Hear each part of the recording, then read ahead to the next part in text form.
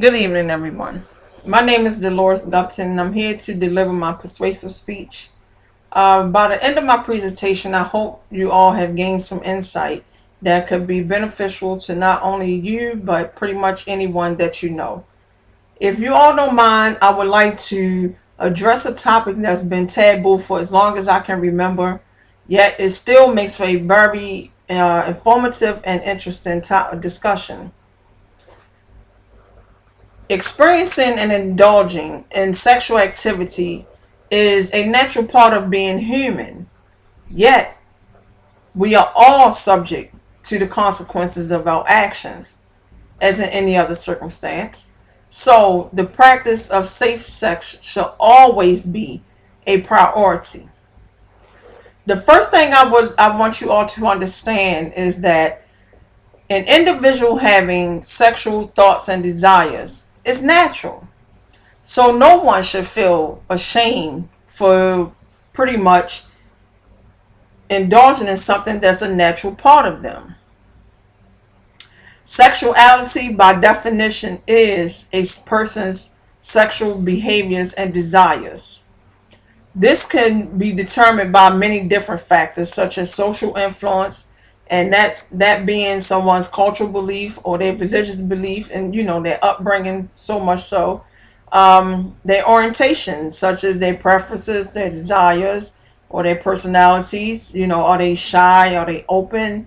Are they heterosexual? Are they bisexual or homosexual? Do they prefer men or do they prefer women? Can have an impact on someone's sexuality. Another thing is their gender. Excuse me. Experts believe that men tend to be more physical, whereas women tend to be more emotional when it comes to sexuality. But what we must all understand is this: although we are free to engage in sexual activity and expression, we shall always be mindful that it could be hazardous to our health when not practiced safely, whose aftermath has no discrepancies between its females or male participants. Sexually transmitted diseases can be physically and mentally difficult on an individual. And we all do know, or for those that don't, an STD or STI is a sexually transmitted disease or infection. When I say mental, I'm not saying in the sense that it causes someone to become lethargic or go crazy, but it can have an emotional toll on someone and cause them to be stressed or depressed in a sense. Although there are many different types of STDs, STIs, today I just want to share with you guys three. The first one being the human papillomavirus, known as HPV, and this is really a really devastating infection. One matter of fact, is one of the most common STIs in the United States. But what makes this really devastating is the fact that, number one, you can have it for years without it being detected, so you won't even know. Number two, the damage that it could do to one's body. Not only can it cause genital warts, it could also cause cancer. And there are more than 150 related viruses of the HPV. And again, you have the most devastating ones causes cancer. The next one I wanted to touch on is genital herpes, which is which is a common STD that pretty much any sexually active person can contract.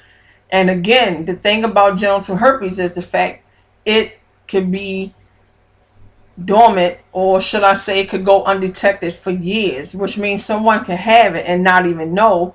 So not only is it causing damage to them, they are also transmitting it to other people. And again, they don't know, because when we think of herpes, we think of the small red bumps or excuse me, flat kind of like scales or scabs that you could visually see on the individual, but that's not always the case.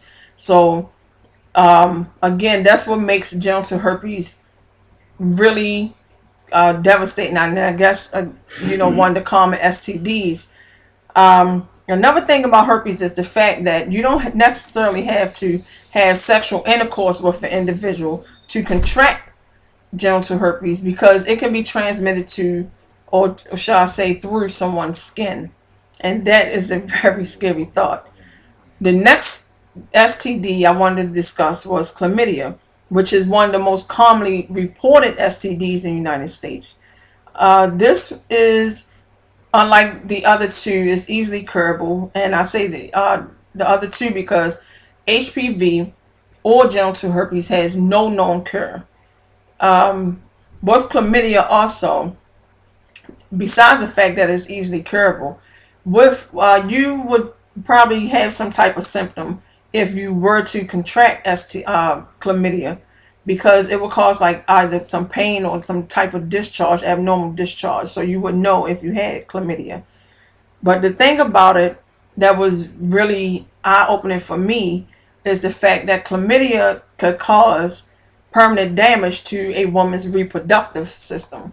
So if and when this does happen, it could pretty much reduce or just totally eliminate her chances of conceiving a child. And that is really, really devastating to think of when it could have been prevented. Contracting an STD can be devastating and discouraging to anyone. But with proper knowledge and self-awareness, we can all enjoy a healthy sex life. Besides abstinence, knowledge and self-awareness are the two best methods of prevention. The very first one, of course, is protecting yourself at all times. One way to do this is through the use of contraceptives, which are, they prevent women from getting pregnant, but they are also, they help to prevent the transmission of STDs and STIs as well. Such as in the case of condoms, where they have male and female condoms, and they have that you can use for traditional and sexual intercourse and or sex, because yes, any and all STDs can be transmitted through oral sex as well. The next thing is to reduce your partners. I'm not suggesting that anyone is promiscuous or that you have several partners, and if you do, that's none of my business. But committing yourself to one person, it reduces your chances of contracting STDs or STIs, because you know this person and you can trust this person with your body.